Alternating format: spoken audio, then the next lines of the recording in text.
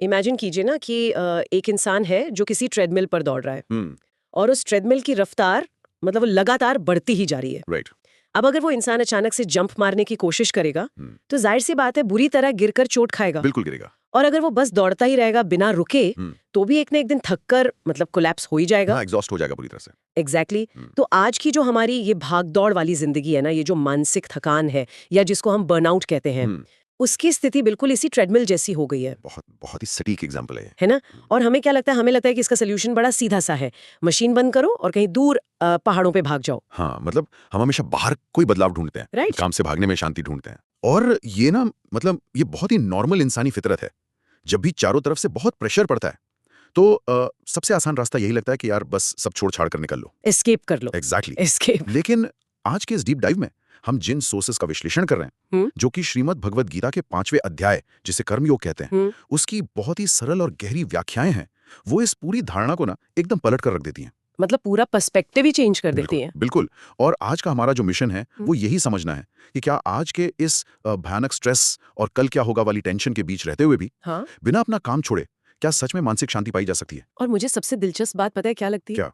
कि आज जो हमारी ये मानसिक उलझन है ना, जो कंफ्यूजन है, सदियों पहले महाभारत के उस भयंकर युद्ध के मैदान में अर्जुन की भी एग्जैक्टली यही उलझन थी। अरे बिल्कुल। मतलब वो इतना महान योद्धा था, लेकिन वो भी तो यही सोच रहा था ना कि यार इस भयानक युद्ध से, इस मारकाट से दूर भाग जाना, संन्यास ले लेना, क्या वो ज्यादा बेटर ऑप्शन नहीं है? हाँ, वो बहुत गहरे द्वंद में था। राइट। और वो कृष्ण से ना एकदम साफ साफ मतलब सीधे तौर पर पूछते हैं कि आप कभी सन्यास की तारीफ करने लगते हैं और कभी कहते हैं कि कर्मयोग करो, तो प्लीज मुझे कोई एक बात क्लियर कट बता दीजिए जो मेरे लिए सही हो। और देखा जाए तो अर्जुन का ये जो कंफ्यूजन था वो बहुत जायज था। एब्सोल्यूट जायज था। और भगवान कृष्ण इसका जो जवाब देते हैं ना, वो कोई ऊपर ऊपर की बात नहीं है, वो मानव मनोविज्ञान की, ह्यूमन साइकोलॉजी की बहुत गहरी समझ है। अच्छा। हाँ। वो बहुत क्लियर करते हैं कि कर्मों का संन्यास यानी सब कुछ छोड़ छाड़ देना, राइट। और कर्मयोग मतलब बिना किसी स्वार्थ के अपना काम करते रहना, ये दोनों ही रास्ते इंसान को एक ही परम शांति तक लेकर जाते हैं। मंजिल एक ही है, तो फिर इनमें से किसी एक को चुनना तो बहुत आसान होना चाहिए ना। बस यहीं पर पेंच है। अच्छा। हाँ, कृष्ण समझाते हैं कि भले ही मंजिल एक हो, लेकिन निष्काम कर्मयोग का जो रास्ता है वो कहीं ज्यादा सुगम है, ज्यादा प्रैक्टिकल है। प्रैक्टिकल कैसे? क्योंकि एक नॉर्मल इंसान के लिए सच में संन्यास लेना लगभग लगभग नामुमकिन है। मतलब सब कुछ छोड़ के जंगल चले जाना? हाँ, आप सोचिए कोई व्यक्ति ये सोच के जंगल में जाके बैठ जाए कि मैं कुछ नहीं करूंगा। राइट। शरीर से वो बैठा है लेकिन उसका दिमाग तो वहां भी हजार विचार बुनता रहेगा ना। अरे हाँ, दिमाग थोड़ी ना शट डाउन होता है। एग्जैक्टली। इस बात को समझने के लिए ना हमारे सोर्स मटेरियल में, उन वीडियो व्याख्याओं में एक बहुत ही शानदार एनालॉजी दी गई थी। हाँ, वो प्राइवेट और रेगुलर स्टूडेंट वाली। दो स्टूडेंट्स इमेजिन करें। एक है जो प्राइवेट पढ़ाई कर रहा है, बस अपने घर की चारदीवारी में बैठा है, बाहर नहीं जा रहा। राइट। और दूसरा है जो रेगुलर कॉलेज जा रहा है, रोज क्लास अटेंड कर रहा है। अब मजे की बात यह है कि दोनों का सिलेबस बिल्कुल एक है। हाँ। दोनों की परीक्षा एक ही दिन होनी है, और सबसे बड़ी बात क्या? अंत में जो डिग्री मिलेगी ना, वो भी बिल्कुल सेम ही आनी है। बिल्कुल। तो फर्क सिर्फ उनके तरीके का है, उनके पर्सपेक्टिव का है ना। और ये जो एग्जांपल है ना, ये दोनों रास्तों का अंतर बहुत ही बारीकी से स्पष्ट कर देता है। कैसे? जो रेगुलर छात्र है वो हमारे कर्म योगी की तरह है। अच्छा। वो रोजमर्रा की दुनिया में पूरी तरह शामिल है, अपना काम नियम से कर रहा है। राइट। और जो ज्ञान योगी है या कह लें जो सन्यासी है, वो उस प्राइवेट छात्र की तरह है। लेकिन यहाँ सबसे क्रिटिकल पॉइंट ये है कि प्राइवेट छात्र को भी पढ़ाई तो करनी पड़ेगी ना। हाँ, बिना पढ़े पास थोड़ी होगा। एग्जैक्टली। परीक्षा तो उसे भी देनी है। राइट। गीता के अनुसार अगर कोई व्यक्ति सिर्फ ये मानकर बैठ जाए कि अहम ब्रह्मास्मि, मतलब मैं ही ब्रह्मांड हूँ, और वो शरीर से कोई भी काम न करे, तो वो इंसान सिर्फ पाखंड कर रहा है। मतलब वो खुद को धोखा दे रहा है। बिल्कुल। क्योंकि इस दुनिया में अगर आप जीवित हैं, हाँ। तो शरीर को कुछ ना कुछ कर्म तो करना ही पड़ेगा, चाहे वो सिर्फ सांस लेना ही क्यों ना हो। एग्जैक्टली। सांस लेना, खाना खाना, ये सब तो कर्म ही है। राइट। तो मतलब अगर मैं इस पूरी बात को अपनी आज की रोजमर्रा की जिंदगी से जोड़कर देखूं, मेरा मतलब है, चाहे वो 9 से 5 की नौकरी हो, या कोई बहुत बड़ा प्रोजेक्ट लीड करना हो, या घर पर रहकर बच्चों को संभालना हो, हमें उस काम को या अपनी बाहर की सिचुएशन को बदलने की कोई जरूरत नहीं है। बस उस काम को देखने का जो हमारा नजरिया है, सिर्फ वो बदलना है। ये निष्कर्ष बिल्कुल 100% सही दिशा में है। अरे वाह। कृष्ण यही तो समझा रहे हैं कि ज्ञान योग और कर्म योग दोनों में बाहर से देखने पर क्रिया एकदम एक जैसी हो सकती है। राइट। जो इंसान ये समझ लेता है कि दोनों रास्तों का अंतिम लक्ष्य वो परम शांति ही है, बस वही इंसान सच दिख रहा है। आपको ना अपना परिवार छोड़ना है, ना अपना बिजनेस छोड़ना है। तो छोड़ना क्या है फिर? छोड़नी है वो आसक्ति, वो अटैचमेंट। अच्छा। वो जो एक अंदर से तीव्र लालसा होती है ना, जो हर वक्त कहती है कि यार मैंने ये काम किया है तो मुझे तारीफ मिलनी ही चाहिए। हाँ, क्रेडिट मुझे ही मिलना चाहिए। एग्जैक्टली। मेरा प्रमोशन तो होना ही चाहिए। जब आप कर्म किसी ऊंचे उद्देश्य के लिए करते हैं, तो वो काम फिर आपके कंधों पर बोझ नहीं रहता। पर यहाँ ना मेरे मन में एक बहुत ही प्रैक्टिकल डाउट आ रहा है। बताइए क्या डाउट है? देखिए ये सब सुनने में तो बड़ा अच्छा लगता है कि हमें रिजल्ट की टेंशन नहीं लेनी चाहिए, आसक्ति छोड़ देनी चाहिए। लेकिन क्या इंसान बिना किसी लालच के या बिना किसी मोटिवेशन के सच में काम कर भी सकता है? ये सवाल बहुत लोग पूछते हैं। मतलब हम इस निष्काम वाले नजरिए को, बिना इच्छा वाले नजरिए को अपनी डेली लाइफ में कैसे उतारें, वो भी अपनी जो ड्राइव है, जो मोटिवेशन है, उसे खोए बिना। और इसी सवाल को एड्रेस करने के लिए हमारे सोर्स में वो किसान की कहानी आती है। ओ हाँ, वो किसान वाली स्टोरी है। हाँ, जो इस भारी भरकम फिलॉसफी को एकदम जमीन पर, एकदम प्रैक्टिकल लेवल पर ले आती है। हाँ, वो कहानी सच में बहुत कमाल की है। आप ही बताइए कैसे वो कहानी। तो अगर हम एक किसान को इमेजिन करें जो खेत में बीज बो रहा है, अब अगर वो किसान परिणामों से यानी रिजल्ट से बहुत बुरी तरह अटैच्ड है, राइट, तो आप सोचिए उसका पूरा साल कैसे बीतेगा। बहुत टेंशन में। एग्जैक्टली वो दिन रात बस आसमान की तरफ देखता रहेगा कि यार बारिश होगी या नहीं। उसे हर सेकंड ये डर सताएगा कि कहीं फसल में कीड़े ना लग जाए, कहीं सूखा ना पड़ जाए। हाँ, मतलब वो 4 महीने भयंकर स्ट्रेस में जिएगा। बिल्कुल। और अगर अंत में मान लीजिए ओले गिर गए या फसल खराब हो गई, तो वो तो टूट जाएगा, पूरी तरह टूट जाएगा। वो अपने ही कर्मों के फल की जो उम्मीद थी ना, उसका कैदी बन गया है। और अगर आप ध्यान से देखें तो इस किसान की जो हालत है वो आज के उस कॉर्पोरेट एम्प्लॉय जैसी तो है। अरे हाँ, जो सिर्फ और सिर्फ अपने अप्रेजल या अपने दिवाली बोनस के लिए काम कर रहा है। राइट। उसके लिए फिर हर एक मीटिंग, हर एक छोटी सी ईमेल भी एक नया स्ट्रेस बन जाती है। एग्जैक्टली हर चीज पैनिक बटन बन जाती है। बिल्कुल। लेकिन इसके ऑपोजिट दूसरी तरफ अगर वही किसान खुद को सिर्फ एक निमित्त मान ले, मतलब सिर्फ एक माध्यम मान ले, राइट, वो ये सोचे कि यार मेरा काम था मार्केट से सबसे अच्छे बीज लाना, सही टाइम पर खेत जोतना, और अपना 100% देना। इसके बाद मौसम कैसा रहेगा, प्रकृति क्या करेगी, उस पर मेरा कोई कंट्रोल नहीं है। ऐसा किसान अपना काम पूरी मेहनत से करेगा, लेकिन रात को ना चैन की नींद सोएगा। एग्जैक्टली। और अगर फसल खराब भी हो गई तो वो डिप्रेशन में नहीं जाएगा, क्योंकि उसे पता है उसने अपना पार्ट पूरी ईमानदारी से प्ले किया था। और बस यही निष्काम कर्म का सबसे बड़ा रहस्य है। वो इंसान अपना काम पूरी एनर्जी के साथ कर रहा है, वो आलसी होकर सोफे पे नहीं बैठा हुआ है। राइट। लेकिन उसने उस काम के रिजल्ट पर जो अपना एक मालिकाना हक था ना, जो ओनरशिप थी, वो जतानी छोड़ दी है। और इसी मेंटल स्टेट को, इसी अवस्था को समझाने के लिए सोर्स मटेरियल में एक बहुत ही प्राचीन और बहुत ही खूबसूरत एनालॉजी का यूज किया गया है। कौन सी? जल में कमल के पत्ते की भांति। अरे हाँ, कमल का पत्ता। मुझे लगता है ये एनालॉजी तो ना लाइक स्ट्रेस से बचने का एक पूरा फुल प्रूफ फॉर्मूला है। बिल्कुल है। अगर हम एक कमल के फूल को देखें तो वो कहाँ उगता है? कीचड़ में। राइट। वो 24 घंटे पानी के बीच रहता है। राइट। लहरें आती हैं, उस पर टकराती हैं। हाँ। लेकिन क्या कमल का पत्ता कभी गीला होता है? कभी नहीं, उस पे पानी रुकता ही नहीं है। एग्जैक्टली। पानी की एक सिंगल बूंद भी उस पर टिक नहीं पाती। वो उसी गंदे कीचड़ और पानी के बीच रहते हुए भी उससे एकदम अछूता रहता है, अनटच्ड रहता है। वाह। एक सच्चा कर्मयोगी भी गीता के हिसाब से बिल्कुल ऐसा ही होता है। मतलब वो इस दुनिया के कीचड़ में, जैसे कि हमारी ऑफिस की पॉलिटिक्स हो गई या वो रोज की लाभ हानि, लोगों के ताने, हाँ, सब कुछ वो इन सब के बीच रहता है, सारे काम भी करता है, लेकिन इन सब का असर उसके मन पर, उसके इनर पीस पर नहीं होता। बिल्कुल नहीं होता। वो अंदर से गीला नहीं होता। क्या बात कही है आपने, अंदर से गीला नहीं होता। लेकिन यहाँ ना एक और बहुत जरूरी पॉइंट है जो समझने वाला है। बताइए। अक्सर लोग ये सोच लेते हैं कि अगर कोई इंसान इतना ही निर्लेप हो गया, राइट, कि ना उसे हारने का कोई दुख है, ना जीतने की कोई एक्साइटमेंट है, तो फिर वो सुबह अलार्म बजने पर उठेगा ही क्यों, वो काम क्यों करेगा? हाँ, क्या वो इंसान एकदम डल या आलसी नहीं हो जाएगा? राइट।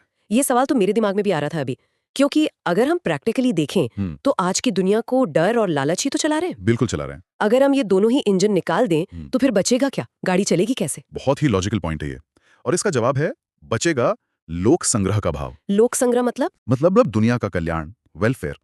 एक सच्चा योगी या जो ज्ञानी है वो काम करना कभी नहीं छोड़ता, बल्कि अगर आप देखें तो वो एक आम इंसान से कहीं ज्यादा मेहनत करता है। अच्छा।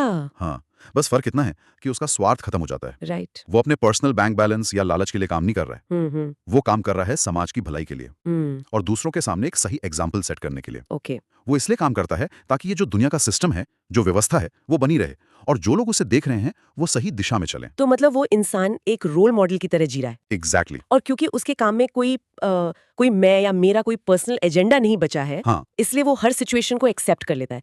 लाइक जो हो रहा है अच्छा है, जो कल होगा वो भी अच्छा ही होगा। बिल्कुल। और इस लेवल की एक्सेप्टेंस आते ही मुझे लगता है हर तरह का दुख तो अपने आप जैसे वाष्प बन के उड़ जाएगा। 100%। और जब किसी के अंदर ये शांति, ये ठहराव आ जाता है ना, जब वो सच में कमल के पत्ते की तरह निर्लेप हो जाता है, राइट, तो इस बाहर की दुनिया को, लोगों को देखने का उसका पूरा नजरिया ही एकदम ट्रांसफॉर्म हो जाता है। वो कैसे? और यहीं से ना हम इस सोर्स के एक बहुत ही गहरे कॉन्सेप्ट की तरफ बढ़ते हैं, जो है समदर्शी दृष्टि का सिद्धांत। समदर्शी दृष्टि मतलब सबको एक समान रूप से देखना। एग्जैक्टली। लेकिन जब इंसान का अपना ईगो, अपना अहंकार जीरो हो जाता है तो वो दूसरों को किस तरह से देखता है? गीता में ना एक सच्चे ज्ञानी की, या जिसे वहां पंडित कहा गया है, उसकी जो डेफिनेशन दी गई है वो बहुत बहुत ही रेवोल्यूशनरी है, क्रांतिकारी है। अच्छा। हाँ, उसमें कहा गया कि जो व्यक्ति परम गति को प्राप्त कर लेता है उसकी दृष्टि बिल्कुल समान हो जाती है। मतलब कोई भेदभाव नहीं। कोई भेदभाव नहीं। वो एक विद्यावान यानी बहुत पढ़े लिखे विनयशील ब्राह्मण, राइट, एक समाज से बहिष्कृत व्यक्ति, एक गाय, एक हाथी और यहाँ तक कि एक कुत्ते, इन सभी में कोई भी भेद नहीं देखता। अरे वाह, वो पूरी तरह से समदर्शी हो जाता है। लेकिन यहाँ ना मैं थोड़ा सा क्लैरिफिकेशन चाहूंगी। हाँ, पूछिए। देखिए, साफ तौर पर अगर हम देखें तो एक हाथी और एक कुत्ते का बिहेवियर तो बहुत अलग होता है ना। बिल्कुल होता है। या एक बहुत बड़े स्कॉलर और एक अपराधी का काम अलग है। फिर एक ज्ञानी इंसान उन्हें समान या एक जैसा कैसे मान सकता है? क्या वो सबके साथ एकदम सेम बिहेवियर करने लगता है? ये बहुत ही क्रिटिकल सवाल है और यहीं पर लोग अक्सर कंफ्यूज हो जाते हैं। हाँ। देखिए, समानता का मतलब ये बिल्कुल नहीं है कि वो इंसान हाथी को अपने घर के सोफे पर बिठा लेगा, राइट, हाँ, और कुत्ते से खेत में हल चलवाएगा। बिल्कुल नहीं। ये जो समानता है, ये बाहरी शरीर की, रूप रंग की या चमड़ी की नहीं है। अच्छा, तो फिर किस चीज की है? शरीर तो प्रकृति ने सबके अलग अलग ही बनाए ना। हाँ। और उनके गुण भी अलग हैं। लेकिन जो एक समदर्शी व्यक्ति होता है, वो इन सब बाहरी आवरणों के, इन छिलकों के पार देख पाता है। ओके। वो ये देख लेता है कि इन अलग अलग दिखने वाले शरीरों के भीतर जो चेतना है, जो आत्मा है, वो बिल्कुल एक है। ओहो, मतलब वो उस मूल तत्व को देख रहा है जिससे हम सब बने हैं। एग्जैक्टली। वो ये समझता है कि इस स्पिरिचुअल जर्नी में, इस आध्यात्मिक यात्रा में, भले ही कोई आत्मा बहुत आगे निकल गई हो और कोई आत्मा अभी बहुत पीछे रह गई हो। राइट। लेकिन बेस लेवल पर, मूल रूप से सब एक ही परमात्मा का हिस्सा हैं। और ये ज्ञान ना किसी एक जेंडर या वर्ग तक लिमिटेड नहीं है। हाँ, ये पॉइंट भी सोर्स में काफी क्लियर था। बिल्कुल। गीता में जब योग युक्त पुरुष जैसे शब्दों का इस्तेमाल होता है, तो वो पूरी मानव जाति के लिए है। उसमें नर और नारी दोनों पूरी तरह से शामिल हैं। राइट। हर एक प्राणी के भीतर उसी एक तत्व को देखना, यही समदर्शी होना है। मुझे तो लगता है कि अगर हम इस एक थॉट को, इस एक विचार को सच में अपनी लाइफ में उतार लें, तो ये दुनिया से नफरत और ये जो ईर्ष्या होती है ना, जेलसी, उसे मिटाने का सबसे बेस्ट तरीका है। 100%। मतलब हम सोचिए, अगर हम ऑफिस में किसी ऐसे कॉलीग में जिससे हमारी बिल्कुल नहीं बनती, या सड़क पर ट्रैफिक में हमसे बहस करने वाले किसी अजनबी में भी, अगर हम उसी चेतना को देखने लगे जो हमारे खुद के अंदर है, तो फिर नफरत कैसे होगी? एग्जैक्टली। द्वेष तो टिक ही नहीं सकता ना। कोई इंसान खुद से थोड़ी नफरत कर सकता है। बिल्कुल सही बात है। जब कोई भेद ही नहीं बचा, कोई दूसरा ही नहीं रहा, तो आप गुस्सा किस पर करेंगे? लेकिन जैसा कि हम सब जानते हैं, यह अवस्था पाना इतना आसान भी तो नहीं है। बिल्कुल भी आसान नहीं है। और पता है क्यों? क्योंकि हमने थ्योरी में तो समझ लिया कि हमारा नजरिया कैसा होना चाहिए, कि भाई हमें कमल के पत्ते जैसा होना चाहिए, समदर्शी होना चाहिए। राइट। लेकिन ये जो हमारा भौतिक शरीर है, ये जो हमारी इंद्रियां हैं, हमारे सेंसेस हैं, ये तो हर पल हमें वापस उसी कीचड़ में खींचने की कोशिश करती है ना। बिल्कुल करती हैं। कभी बहुत ही टेस्टी जंक फूड खाने का लालच आ जाता है, कभी संडे को 4 घंटे एक्स्ट्रा सोने का मन करता है, कभी बस बिना सोचे समझे सोशल मीडिया पर घंटों बर्बाद करने की आदत।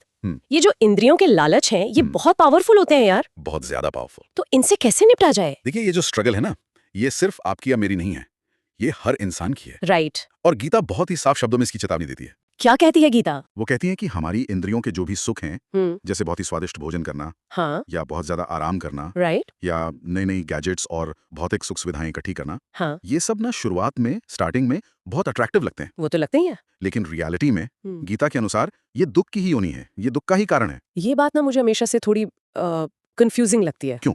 मतलब जो चीज मुझे अभी खुशी दे रही है, मजा दे रही है, वो मेरे दुख का कारण कैसे हो सकती है? इसका लॉजिक बहुत सिंपल है, क्योंकि वो जो खुशी है ना, वो क्षणिक है, टेम्पररी है, अनित्य है। ओके। और जब वो चीज छिन जाती है या नहीं मिलती, तो क्या होता है? दुख होता है, फ्रस्ट्रेशन होती है। बस इसलिए कृष्ण कहते हैं कि जो व्यक्ति बाहरी विषयों और इस शरीर के खत्म होने से पहले ही अपने जीते जी, अपनी इच्छाओं और अपने क्रोध के वेग को, इन दोनों को सहने में, इन्हें कंट्रोल करने में समर्थ हो जाता है, असल में वही इंसान सच्चा सुखी है। यानी जो अपने इंद्रियों का, अपने सेंसेस का गुलाम नहीं। बिल्कुल। लेकिन यार, फिर से वही सवाल आता है घूम फिर कर, ये किया कैसे जाए? क्या इन क्रेविंग्स को, इन इच्छाओं और गुस्से के वेग को रोकने की कोई प्रैक्टिकल टेक्निक भी बताई गई है, या सिर्फ फिलॉसफी है? नहीं, बिल्कुल प्रैक्टिकल टेक्निक है। अच्छा। हाँ, अध्याय 5 के एकदम अंत में ध्यान की, मेडिटेशन की एक बहुत ही प्राचीन और एकदम साइंटिफिक विधि बताई गई है। ओहो, क्या है वो विधि? इसमें सबसे पहला स्टेप है बाहरी विषयों के चिंतन को, यानी बाहर के विचारों को अपने मन से आउट करना। राइट। फिर अपनी दृष्टि को, अपनी नजर को भ्रुकुटी यानी अपनी दोनों भवों के बीच स्थित करना होता है, और अपनी नासिका में, नाक में जो चलने वाली प्राण और अपान वायु है, उसे सम करना होता है, बैलेंस करना होता है। अच्छा, यहाँ ना मैं एक बहुत ही बड़ा भ्रम दूर करना चाहूंगी। बिल्कुल कीजिए। जो अक्सर लोगों को होता है ये सुनकर। हाँ। जब कोई सुनता है ना कि भौहों के बीच देखना है, राइट, तो लोग क्या करते हैं, अपनी दोनों आंखों को बहुत जोर लगा के ऐसे टेढ़ा कर लेते हैं। हाँ, क्रॉस आई कर लेते हैं। एग्जैक्टली, क्रॉस आई करके बैठ जाते हैं, और फिर 2 मिनट में उन्हें भयंकर सिरदर्द होने लगता है। ये तरीका बिल्कुल गलत है। बिल्कुल गलत है। वास्तव में इसका मतलब ये बिल्कुल नहीं है कि आप अपनी आंखों को जबरदस्ती सिकोड़ें। इसका सही जो प्रैक्टिकल मतलब है वो ये है कि अपनी रीढ़ की हड्डी को, स्पाइन को एकदम सीधा रखकर बैठे, अपनी नजर को सामने रखें या आंखें बंद कर लें, और अपनी मन की आंख से, अपने इनर फोकस से उस जगह पर ध्यान लगाएं जहां से सांस शरीर के अंदर आ रही है और बाहर जा रही है। मतलब अपनी सांसों के प्रति पूरी तरह से अवेयर हो जाना, सजग हो जाना। एग्जैक्टली। और यहाँ गीता में सांसों को यानी प्राण और अपान को सम करने का जो अर्थ बताया गया है ना, हाँ। प्राण वो वायु है, वो सांसें जो हम भीतर खींचते हैं, इनहेल करते हैं। हाँ, और अपान वो है जो हम बाहर छोड़ते हैं, एक्सेल। राइट। जब हम इन सांसों की गति पर अपना पूरा फोकस लगाते हैं तो हमारे शरीर में एक बहुत ही गहरा बायोलॉजिकल और स्पिरिचुअल बदलाव शुरू होता है। वो बदलाव कैसा होता है? मतलब क्या हमारी सांस का हमारे विचारों से कोई डायरेक्ट कनेक्शन है? बहुत गहरा कनेक्शन है। आप खुद सोचिए, क्या आपने कभी ध्यान दिया है कि जब किसी इंसान को बहुत तेज गुस्सा आता है, हाँ, तो उसकी सांसें कैसी हो जाती हैं? उसकी सांसें तो बहुत तेज और उथली हो जाती हैं। मतलब इंसान लिटरली हाफने लगता है गुस्से में। एग्जैक्टली। और जब आप गहरी नींद में होते हैं या बहुत शांत बैठे होते हैं तब तो सांसें बहुत ही स्लो, बहुत डीप और रिदमिक हो जाती हैं। बस यही कैच है। अच्छा। यानी हमारी सांस की जो स्पीड है और हमारे विचारों की जो स्पीड है, राइट, वो दोनों एक दूसरे से इंटरलिंक्ड हैं, जुड़े हुए हैं। जब कोई इंसान ध्यान में बैठकर, मेडिटेशन में बैठकर जानबूझकर अपनी सांसों को सम करता है, शांत करता है, हाँ, तो उसका मन चाहकर भी तेज दौड़ ही नहीं सकता। अरे वाह। सांसों के शांत होते ही वो जो अनकंट्रोल्ड विचार थे वो अपने आप गिरने लगते हैं, शांत होने लगते हैं। और ऐसा इंसान धीरे धीरे अपनी इंद्रियों को, अपने मन को और अपनी बुद्धि को जीत लेता है। राइट। और फिर वो इच्छा, डर और गुस्से से हमेशा के लिए आजाद हो जाता है। यार ये तो सच में ना अपने ही मन को हैक करने जैसी टेक्निक है। बिल्कुल, एक हैक ही है। सांसों को कंट्रोल करो और मन का रिमोट कंट्रोल अपने आप आपके हाथ में आ जाएगा। एग्जैक्टली। तो अगर हम आज के इस पूरे डीप डाइव को, इस पूरे सफर को समेटें, तो आज हमने बहुत सी पुरानी धारणाएं टूटती हुई देखी। बिल्कुल, देखिए। पहला तो यही कि स्ट्रेस से बचने के लिए काम छोड़ने की या कहीं पहाड़ों पर भागने की कोई जरूरत नहीं है। राइट। अपनी सिचुएशन को नहीं, बस अपने नजरिए को उस रेगुलर छात्र की तरह बदलना है जहां कर्म करने और संन्यास लेने में कोई फर्क ही नहीं रह जाता। और दूसरा टेकअवे ये है कि हमें इस दुनिया में कमल के पत्ते की तरह रहना है। बिल्कुल। कीचड़ के बीच में रहना है, सारे काम करने हैं, लेकिन किसी भी रिजल्ट के लालच या मोह से खुद को गीला नहीं होने देना। और उस किसान की तरह बनना है जो बीज बोने में तो अपनी पूरी जान लगा देता है, अपनी पूरी मेहनत डालता है, राइट। लेकिन बारिश होगी या नहीं, फल मिलेगा या नहीं, इसकी टेंशन में अपनी आज की नींद खराब नहीं करता। हाँ, वो खुद को सिर्फ एक निमित्त, एक मीडियम मानता है। राइट। और इन सब के साथ साथ अपनी सांसों पर फोकस करके अपनी इंद्रियों के, सेंसेस के भटकाव को रोकना है, ताकि हम एक समदर्शी नजरिया डेवलप कर सकें, जहां हर एक इंसान और हर एक प्राणी के भीतर हमें वही एक चेतना, वही एक आत्मा नजर आए। एग्जैक्टली। और पता है, ये सब जो ज्ञान है ना, ये किसी हिमालय की गुफा में बैठकर जपने के लिए नहीं है। बिल्कुल नहीं। ये तो मंडे मॉर्निंग को उस खचाखच भरी हुई मेट्रो में सफर करते हुए, हाँ, या ऑफिस की किसी बहुत ही डिफिकल्ट और टॉक्सिक मीटिंग में बैठे हुए अप्लाई करने के लिए है। ये मॉडर्न दुनिया में सर्वाइव करने का और खुश रहने का असली मैनुअल है। बिल्कुल। और जब ये मैनुअल एक बार समझ आ जाता है ना, राइट, तो जिंदगी का जो सारा बोझ है वो बस खत्म हो जाता है। एकदम सही कहा आपने। तो अब इस चर्चा को यहाँ समाप्त करते हुए हम ना एक ऐसा थॉट, एक ऐसा विचार छोड़ के जाना चाहते हैं, राइट, जो शायद आप लोगों को कई दिनों तक सोचने पर मजबूर कर दे। हाँ, क्योंकि इस अध्याय के अंत में एक बहुत ही गहरी और लिटरली चौंका देने वाली बात कही गई है। वो क्या है? वो श्लोक कुछ इस तरह, उसमें कहा गया है कि परमेश्वर मनुष्यों के ना तो कर्तापन की, ना कर्मों की और ना ही कर्म फल की रचना करते हैं। अच्छा। बल्कि उनका अपना जो स्वभाव है वही बरत रहा है। तो अगर हम इस बात की थोड़ी गहराई में उतरें, हाँ, अगर ईश्वर भगवान हमारे किसी भी कर्म में, राइट, या उस कर्म से जो हमें सुख या दुख मिलता है, राइट, उसमें कोई इंटरफेरेंस, कोई हस्तक्षेप करते ही नहीं है, और हमारे साथ जो कुछ भी हो रहा है वो सिर्फ हमारे ही स्वभाव, हमारे ही नेचर का खेल है, तो क्या इसका सीधा सा मतलब ये नहीं है कि हमारे जीवन का हर एक सुख, हर एक दुख, हर एक तनाव, राइट, वो पूरी तरह से 100% हमारी अपनी ही रचना है? बहुत गहरा सवाल है ये। अगर ईश्वर फल तय नहीं कर रहे हैं, तो क्या अपनी हर मानसिक तकलीफ के लिए, अपने हर बर्नआउट के लिए हम किसी और को नहीं बल्कि सिर्फ और सिर्फ खुद को जिम्मेदार ठहरा सकते हैं? क्या हम ही अपने सारे दुखों के एकमात्र रचयिता हैं? सोचने वाली बात है। बिल्कुल। और इसी बहुत ही गहरे सवाल के साथ आज के इस डीप डाइव को हम यहीं विराम देते हैं। इस पे विचार जरूर कीजिएगा।